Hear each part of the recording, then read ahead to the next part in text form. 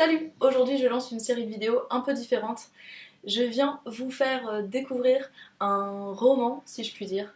En fait une histoire que j'ai commencé à écrire il y a longtemps, quand j'avais 16 ou 17 ans je crois, et que je continue à écrire de façon un peu sporadique quand j'ai du temps et quand j'ai de l'inspiration. Et puis je me suis dit que en faisant des vidéos, en la transformant en vidéo book, si je puis dire, ça me motiverait à continuer à écrire régulièrement des chapitres.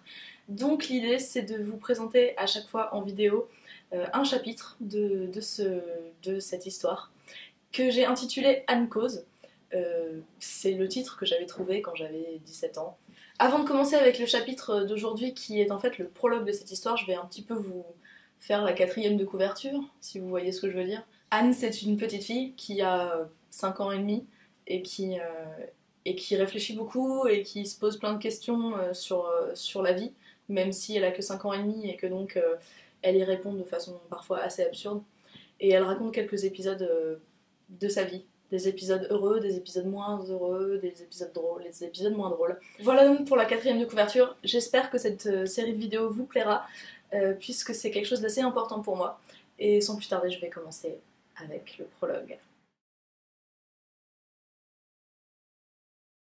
Ça fait 1 heure que maman parle. Question. À partir de quel moment on peut légitimement déclarer que ça fait 1 heure? Quelqu'un? Selon mon analyse empirique du problème, on dit 1 heure à partir du moment où ça commence à être trop long. Si je prends pour exemple cette phrase familière, ça fait 1 heure que je t'appelle.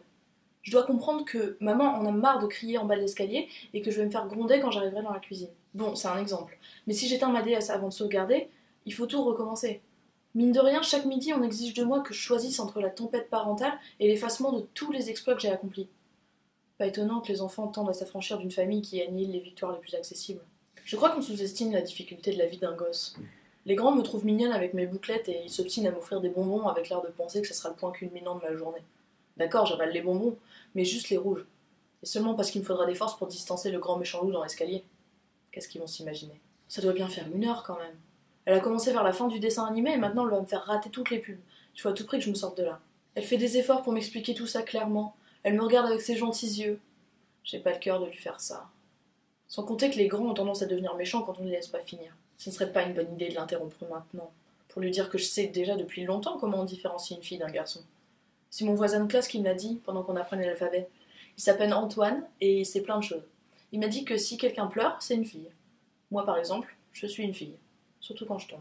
Ceci dit, ce n'est pas si simple que ça de reconnaître une fille d'un garçon au premier coup d'œil. Quand on débute, le risque, c'est de prendre n'importe quel gamin qui n'est pas en train de pleurer pour un garçon. J'avoue que je suis passée par là. Mais grâce à Antoine, je m'y retrouve mieux aujourd'hui. En cas de doute, il suffit d'un coup de pied dans le tibia. Si le gosse ne pleure pas, c'est un garçon. Mieux vaut alors courir pour éviter les représailles.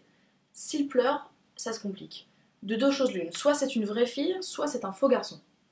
Pour différencier les deux, il faut se fier aux cheveux. Ceux de la première sont longs, ceux du deuxième sont courts. J'avoue qu'il m'a fallu du temps pour assimiler tout ça. Moi j'aimerais bien être un garçon, mais c'est trop difficile de ne jamais pleurer. Et puis c'est beaucoup d'efforts pour pas grand chose, parce que de toute façon, un jour on arrête de pleurer pour toujours et on devient un grand. Les grands ne pleurent pas. Ils parlent. D'ailleurs maman parle toujours. La télé passe la pub pour la lessive avec le crapaud qui chante. J'adore ce crapaud. J'aimerais bien avoir un crapaud. Avant je voulais un chien. Quelle sombre banalité, je sais. Mais le fait est qu'il y a des jours où la mine de votre crayon de couleur ne fait que de se casser. Et vous avez beau tailler votre crayon encore et encore, la mine se casse à chaque fois. Et quand pour couronner le tout, vous vous rendez compte que l'odeur alléchante de ce que vous croyez être une tarte aux pommes provient en fait d'une stupide bougie parfumée, vous en venez à désirer la présence réconfortante d'un petit être poilu qui fait waf waf en désespoir de cause. Si je me souviens bien, papa et maman ont accueilli ma requête avec quelque chose comme « Il n'en est pas question une seule seconde ». Je les en remercierai sans doute dans 10 ans. Mais je mets un point d'honneur à ne pas rester sur un échec. Et puis, un crapaud n'est pas un chien. Le chien aboie, le crapaud chante. Nuance. Bon, maintenant c'est sûr, ça fait 1 heure. Pourquoi est-ce qu'elle parle aussi longtemps? Est-ce bien nécessaire? Pourquoi est-ce que tout le monde ne parle pas comme dans les pubs? Une bonne tirade bien convaincante, simple, efficace. D'ailleurs, je me demande bien pourquoi maman utilise toujours une lessive ordinaire. Qu'est-ce qui peut bien prendre si longtemps à dire? J'ai des doutes. C'est peut-être important en fin de compte. Essayons d'écouter un petit peu pour voir. Échec. Je ne comprends rien du tout. J'ai raté le début du raisonnement. Comme d'habitude. Le problème avec les discussions, c'est qu'il faut que je me mette à écouter au moment précis où on commence à me parler. J'ai encore du mal avec ça. De manière générale, il me semble que j'ai besoin de quelques instants pour décrocher mon esprit de là où il est et le raccrocher là où il doit être. Ce n'est pas trop gênant avec les autres gosses parce qu'ils ont tendance à se répéter jusqu'à ce qu'on leur dise de se taire, mais les grands préfèrent dire les choses d'une traite, et moi je n'ai jamais le temps de les entendre. À la télé, ils préviennent toujours des programmes qui vont arriver, et après les coupures de pub, ils racontent en vitesse ce qui s'est passé avant. C'est plus pratique. Jusqu'ici, je suis forcée d'admettre que la télé m'a apporté plus de satisfaction que les relations humaines. Voilà encore une chose que je préfère ne pas dire à maman. J'ai aussi quelques difficultés à rester concentrée sur la même chose pendant trop longtemps. Autant mon esprit rechigne à se concentrer sur ce que je dois faire, autant il n'a aucun mal à s'en détacher dès que la chose n'est plus palpitante. C'est un trait de caractère, comme on dit. Il y a ceux dont les yeux se posent sans problème sur les grands tableaux verts, et les autres, dont le regard aurait plutôt tendance à se poser sur les particules de poussière en suspension qui scintillaient à la lumière. Je suis de ceux qui s'évadent. Le travail m'assomme et les jeux des autres enfants m'ennuient. Je rêve souvent de pouvoir figer les autres et m'en aller sans que personne le remarque. Je n'ai encore jamais réussi à le faire, mais à défaut, je cours aussi vite que mes petites jambes me le permettent. Les grands n'apprécient pas. J'ai fini par comprendre qu'on attendait de moi plus de soumission, et que je ne pouvais pas m'enfuir à chaque fois qu'on m'imposait une tâche ou un discours ennuyeux. Aussi, je reste la plupart du temps immobile. Sage comme une image, comme dit mamie. Il est en fait très facile de duper les autres. Mon corps est parfaitement en place, mes gestes sont coordonnés, mais mes pensées vagabondent quelque part entre les personnages que j'ai vus et ceux que j'invente. Les gens ne s'en rendent pas toujours compte, mais ceux qui me connaissent bien, et ma maîtresse, qui est très perspicace, disent que je suis dans la lune. La première fois qu'on m'a qualifiée ainsi fut la seconde victoire fondamentale de ma vie. La première fut ma naissance. Je suis née loin d'ici, sur une île, quelque part dans l'océan Indien. À vrai dire, ma naissance n'a rien d'exotique. Maman m'a mise au monde une nuit d'août dans un hôtel où mes parents avaient décidé de passer 2 semaines pour s'évader un peu de leur vie stressante de jeunes adultes parisiens. J'étais de ces bébés qui arrivent par surprise, alors qu'on fait tout pour ne pas les voir. Maman ne s'était jamais rendue compte qu'elle était enceinte. Ni papa, ni mes grands-parents, ni leurs amis, ni les gens de l'aéroport apparemment, puisque maman avait eu le droit de prendre l'avion. J'ai toujours eu un peu de mal à comprendre comment ça avait pu arriver. Je crois que ça fait juste partie des choses qu'on n'explique pas, comme le téléphone ou le fait que les monstres disparaissent quand j'allume la lumière. Il a donc fallu que je m'impose, ce que je fis le 13 août 2009, à 3h40. Papa et maman répètent fièrement à qui veut l'entendre que je suis tombée du ciel cette nuit-là. Mais moi je sais que je ne suis pas tombée, j'ai sauté. J'étais un vaillant petit bébé tout rond, avec des grands yeux et quelques ridicules cheveux sur la tête. En venant au monde, j'ai tout de suite pleuré. J'ai dû mal négocier l'atterrissage.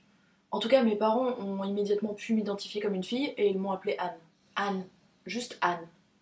Je naissais à peine sur cette île lointaine qu'on m'attribue à jamais ce prénom tout ce qu'il y a de moins exotique, tout droit sorti de la culture standard d'une massive et étouffante métropole dans laquelle on a catapulté quelques semaines plus tard. Ce qui s'est réellement passé durant les semaines qui ont suivi ma naissance n'a pas grand intérêt. Rien qui ne puisse remplir même un mauvais téléfilm.